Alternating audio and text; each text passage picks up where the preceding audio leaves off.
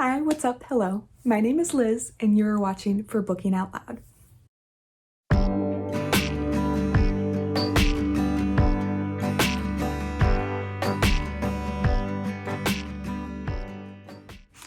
So, I'm gonna do a series of four videos to kind of wrap up my wonderful year of reading, and it's going to be my 5 tops of 2020 of something. And my 4 categories are going to be nonfiction, series, authors, and standalone books. And then my 5 wishes to read in 2021. And by the title, I hope you can guess that this one is going to be my 5 top nonfiction books of 2021. This was a wonderful year of nonfiction reading for me. I read an amazing, maybe not variety of nonfiction books, but just quite a few of them. And I loved a lot of them. I wouldn't say I loved all of them, but I loved a lot of them. And my 5 top books, you've definitely heard me talk about. I'm just gonna put that out there. And I'm just gonna go into my top 5 of the year. They're not necessarily going to be in order, but they are all very much loved. The first one I'm gonna talk about, I've probably said way too much about, so I'll keep it brief. But Why Are All the Black Kids Sitting Together in the Cafeteria by Beverly Tatum. By far, one of my favorites this year, and I'm so glad I picked it up. It's a 2-decade re-release of Tatum's book from 1990, and she just talks about why we need to ask this question: why are all the black kids sitting together in the cafeteria, and why it's an important question to ask ourselves as teachers and as a society as a whole, and why we should be talking to students, kids, and each other about race, and not just keep it as a taboo topic. It goes very much in depth about topics from 1990, but also about topics that have been more recent. It's beautiful. I can't say any bad things about this book. And honestly, I think everyone should pick it up if they haven't already. Again, I'm gonna keep it brief. I've talked way too much about this book this year already.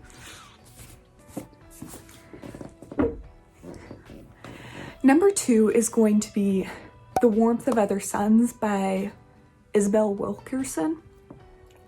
I could have chosen Cast by Isabel Wilkerson too for this list. I decided to pick the first book that I read by her this year.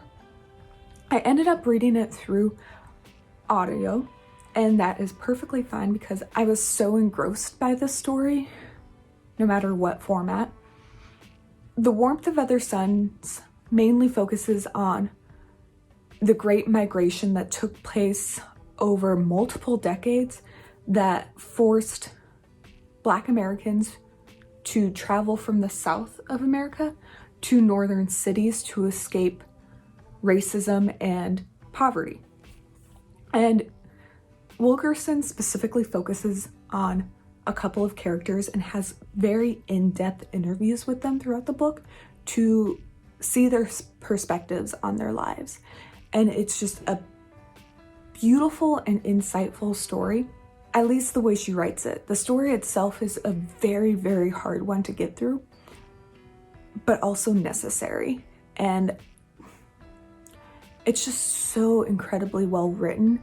And with all the insights that she has and the personal narratives that she intertwines, it's just, yes. Number 3 is How to Be an Antiracist by Ibram X. Kendi.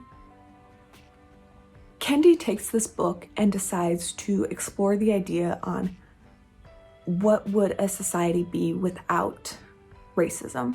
What would people act like? What would people do, say, be, and also showing people in today's society that is very racist, how they can be anti-racist on a meaningful level. I consider it a shorter book, but also very impactful and meaningful.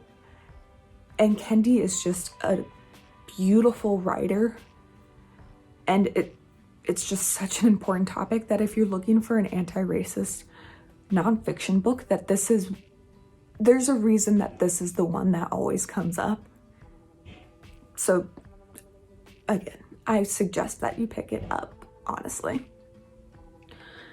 Number 4 is along the same lines of how to be an anti-racist. It's Hood Feminism by Mikki Kendall. She doesn't necessarily go the route of Kendi, but she looks at how feminism itself is a racist concept because it was made by white middle-class females. And feminism ignores the idea that there's other sexes, there's other races out there, and if you are something other than white middle-class females, feminism isn't for you. She truly has so many chapters making her point on how feminism has ignored the plight of so many people that you can't help agreeing with her at the end of her book and truly looking at the idea of intersectionality and why intersectionality is, first of all, a thing, and second of all, important in today's day and age. At the end of the book, you're broadening your perspective and you're seeing things from Kendall's eyes, and it's just, she is straightforward, she is in your face, and she's saying, these are the problems with feminism, and this is why the idea of feminism isn't necessarily bad, but the way it's been acted on is incredibly hurtful for other races, people, and sexes. It's a powerful read. I highly suggest it, and it's something definitely to digest as anyone who picks it up, honestly. And my 5th book that I'm so glad I picked up this year is a pedagogy book called Culturally Responsive Teaching and the Brain by Zaretta Hammond. It has become very, very popular in teaching practices the last couple of years, and I've actually been putting it off for a while because it is incredibly, it's not a thick book, but dense. It's a dense book. And I finished it this year, and I'm really glad I did. It has a lot of teaching practices in there that you can use right after you read them, but it also has a lot of ideas in there that force you to think on if your practices as a teacher are harmful or positive for your students.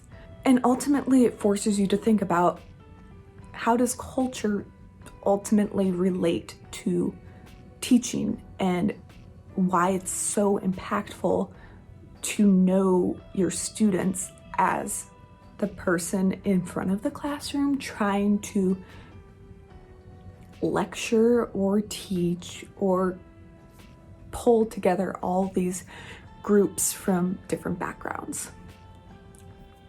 I loved it.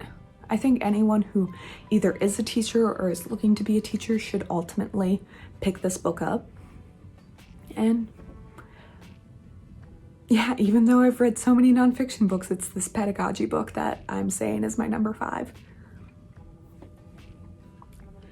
So, as for my 5 wishes for next year, I'm trying to, this time, diversify my reading and give myself more variety. I read a lot of anti-racism books this year, which isn't bad. I just want to branch out and try to not have like pods of books this next coming year for my nonfiction. So my number 1 wish for next year is to read Sea People, The Puzzle of Polynesia by Christina Thompson. And you might know this about me, I don't know too much about books when I pick them up, and that's intentional.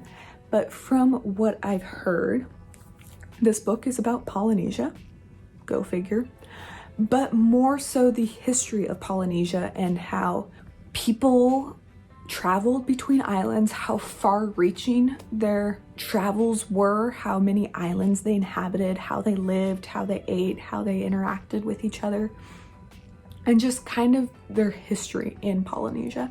And it just sounds really fascinating to me, and especially knowing that I have a lot of students from the Polynesian culture, I should know that history, go figure. Talking about culturally responsive teaching, am I right? So, number 1 wish.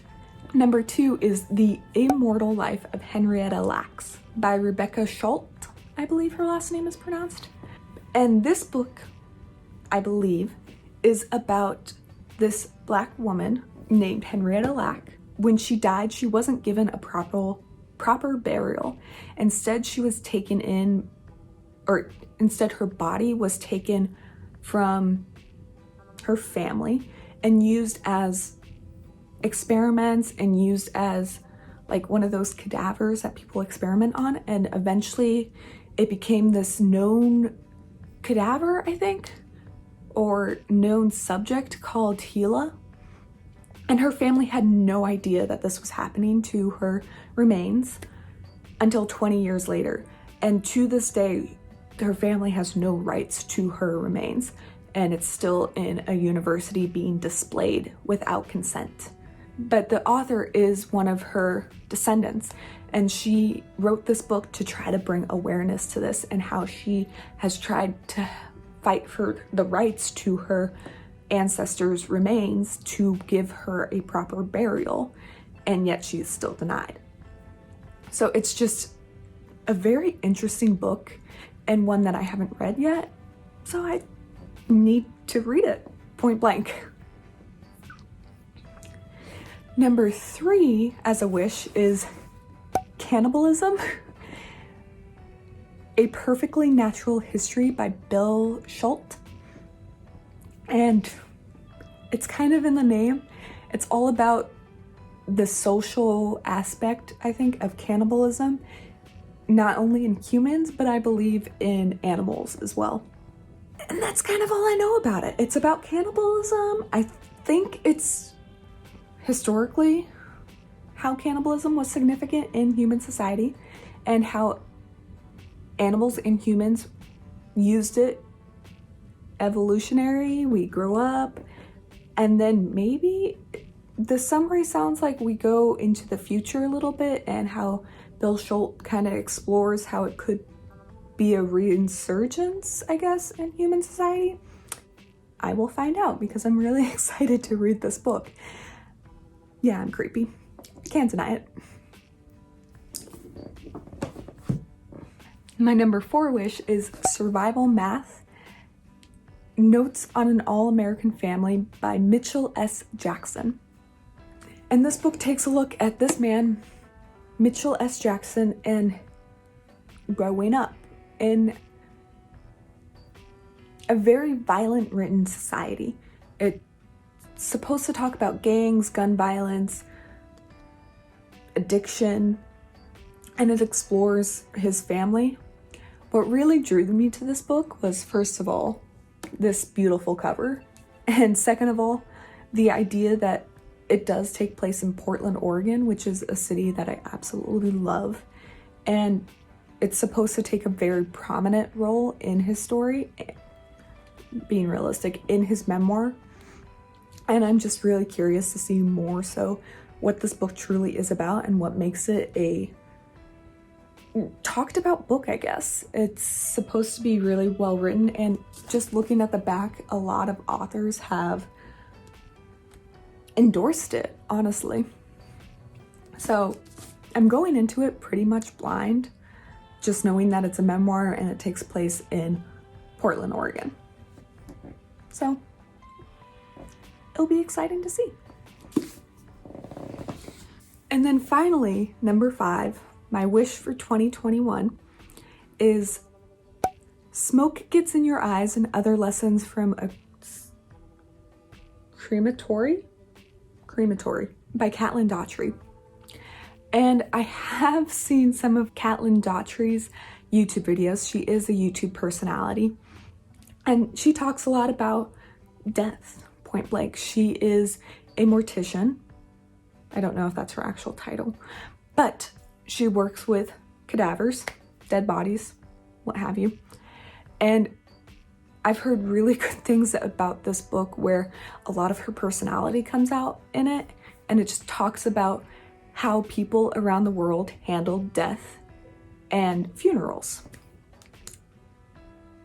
I don't know what this says about me. I have one book talking about cannibalism, and I have one book talking about funerals and death, and that's my wish list for 2021. Yeah, I'm doing fine. 2021 is going to be great, needless to say. But that is my top 5 books from 2020 and my top 5 wishes for 2021. I want to know what nonfiction books you guys want to read in 2021. Do you have a list already? Are there just books you have your eye on? I don't know. Let me know in the comments below. I hope you're having a wonderful, wonderful day, and I will see you next time. Watch out for my next 3 videos. I will post them eventually. I'll have series eventually. I'll have my top 5 authors, and I'll have my top 5 standalone books again, eventually. All right, bye.